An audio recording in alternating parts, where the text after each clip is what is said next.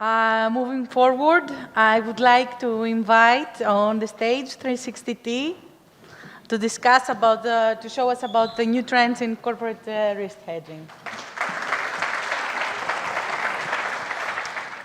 Hello and good afternoon, everyone. So I know that the coffee break is soon, and we'll try to keep this as interesting as possible for you before your coffee break. Our purpose today is, rather than marketing our products and services, we would like you to hear about the new trends that our corporate clients are interested in for their risk hedging processes throughout the world. My name is Kerim, and I'm a client advisory services manager and a product expert for 360T. And I have my colleague Nico here. Nico, also. Hello, my name is Nikos. I'm a project manager in 360T. I'm a Greek-speaking, obviously, member of the team. And we will try to make a presentation today in a Q&A format, not as theatrical as the colleagues from Kerim did, but in a format that we could maybe, have make it a bit more interesting for you. So would you like to start, Kerim, by just explaining to us what kind of products maybe, or give us an overview of Deutsche Börse and 360T? Sure, definitely. Let me just tell a little bit about ourselves, about the Deutsche Börse Group and 360T, very short, with a few details. So this is our topic for today. And this is the facts about the group. As 360T, we have more than 2,400 buy-side clients, corporate clients and buy-side clients. And we have more than 200 liquidity providers. It's almost like 300 at the moment. You may have heard about the group. We are a 100% subsidiary of the Deutsche Börse Group and AA rated. And you may also have heard about other group companies, our sister companies, Eurex, Clearstream, Zetra, and etc. And we would like to go on in a little bit focused with questions and answers to them that we have prepared. So I think it would be easier to follow in terms of topics. Nico, would you like to go on with the questions? So let's start from the basic stuff. So today, corporate treasury, what kind of products would they typically trade within 360T? So our corporate clients mainly hedge their FX, cash products with us via money market deposit loans and liquid money market funds. And other than that, they also hedge their precious metals, base metals risks, as well as some energy products for jet fuel, oil, and gas as well. And they are using the eFX platform that we provide to them to get quotes from all their banks and execute with the best quotes that they have at the moment. And in general, we have how many clients? What, thousands of you customers? We have, I mean, more than 2,400 buy-side clients. That includes corporates, market taker banks, hedge funds, asset managers, etc., and many more I can count. And we have more than 100,000 users, internal and market-facing in total, that's using the platform around the world. And typically, then, a group treasurer, how would they manage risk normally?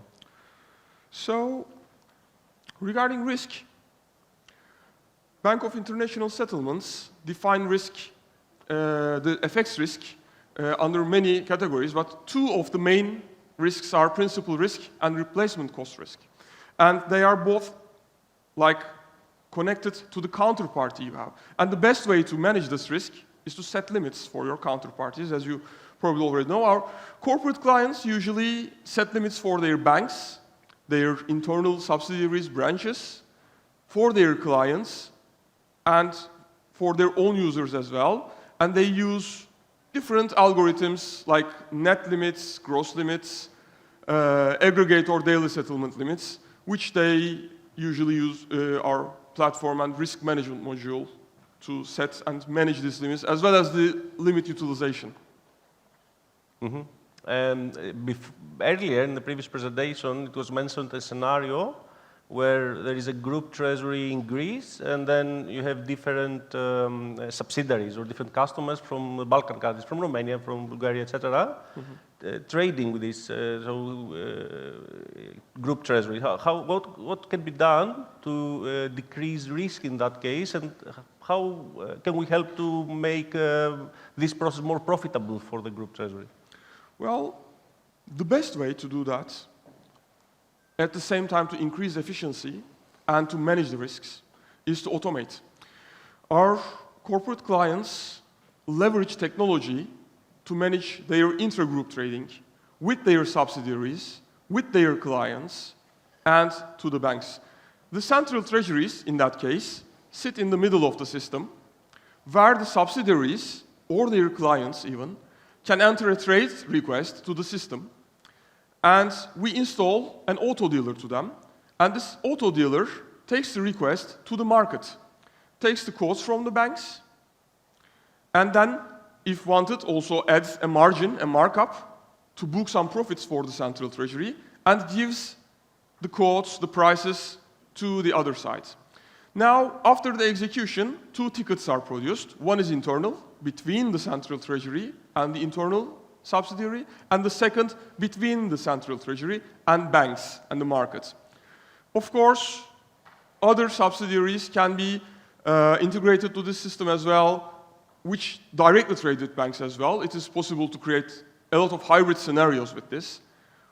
We can, for example, offer in that case different scenarios, like some of the tickets are hedged back-to-back directly with the banks. Some of the tickets, if that's a bigger amount or a currency pair with less liquidity in the market, a more exotic one, they can be priced manually on 360T interface, for example, by the treasurers sitting in the central treasury, or even some of our clients use pricing engines that we offer, that's called MMC, we name it, to aggregate prices in the market and be, so to say, their own bank inside their own group and price as a market maker their own group companies, treasuries.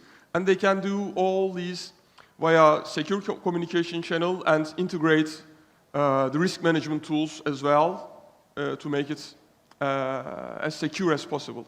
And in that scenario, one step further, giving this interface to clients and group treasuries, it is also possible to white label the platform, even with our clients' own company names. So they have in their own language, with their own logo, their own logins, where the clients of our clients or the subsidiary employees can log in and see the interface in Greek and trade against their central treasury.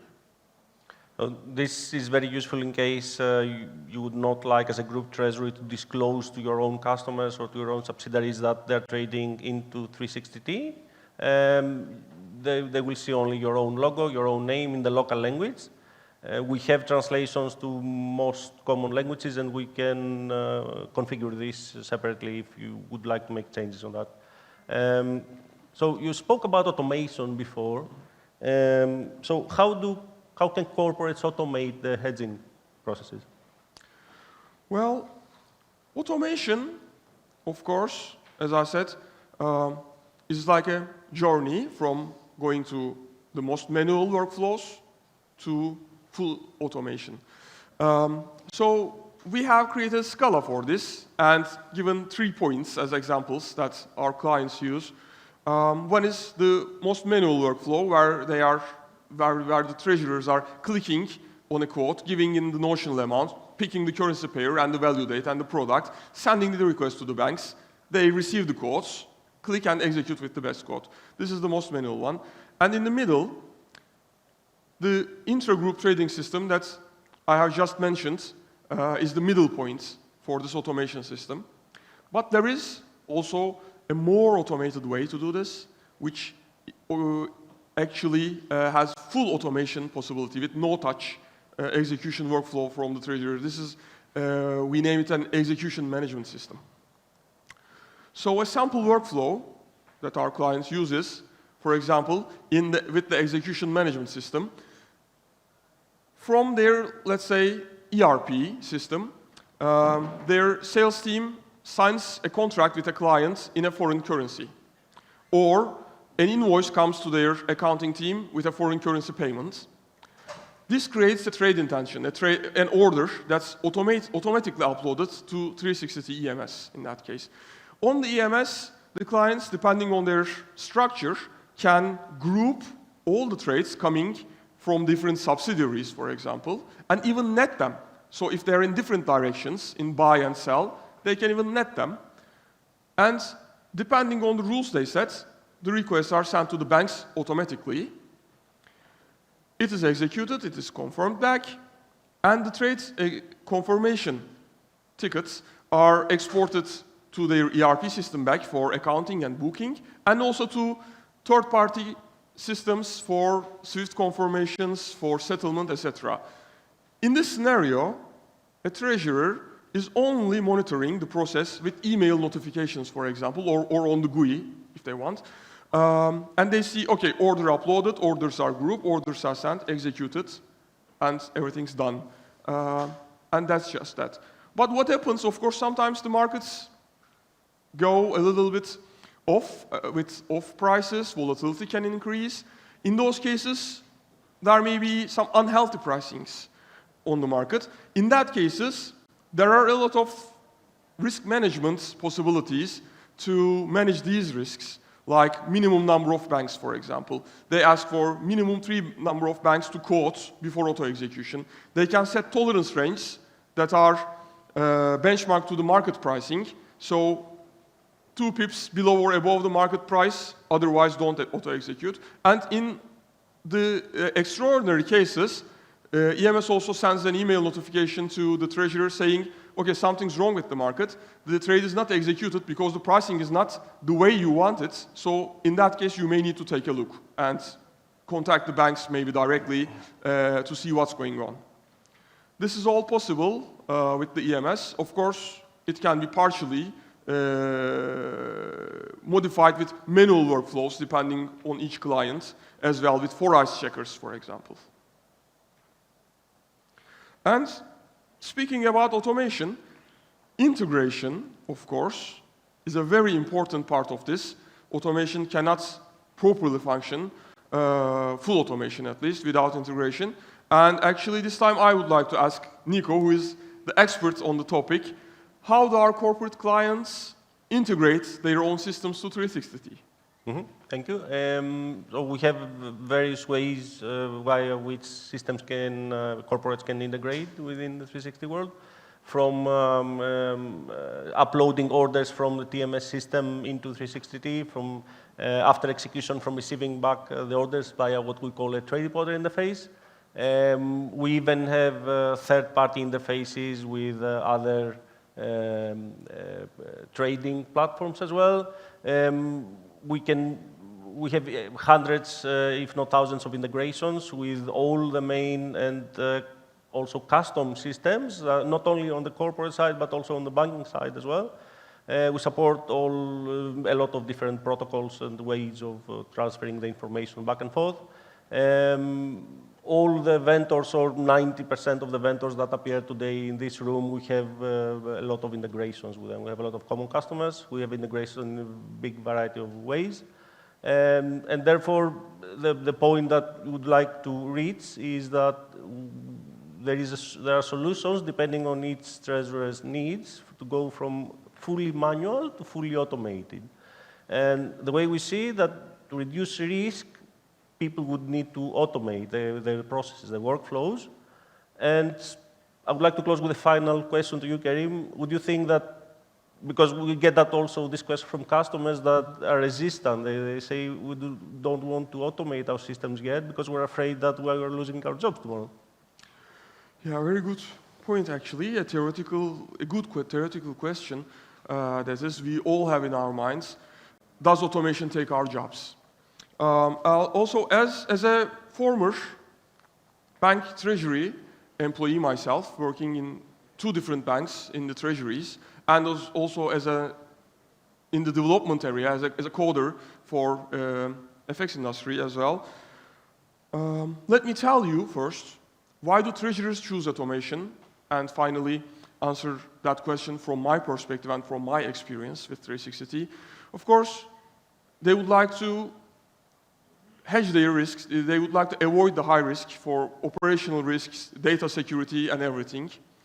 They would like to increase the transparency and reportability to top management and to external and internal audit as well, with the digital audit logs of their workflows in the system, and they then have all the processes as well, very clear, well-defined on the system for their FX workflows.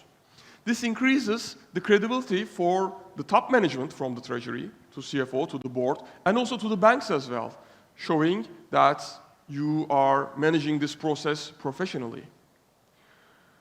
It also increases your profitability with increasing efficiency and with the netting possibility, grouping trades together, so you don't pay more spreads, more margins to banks in that case.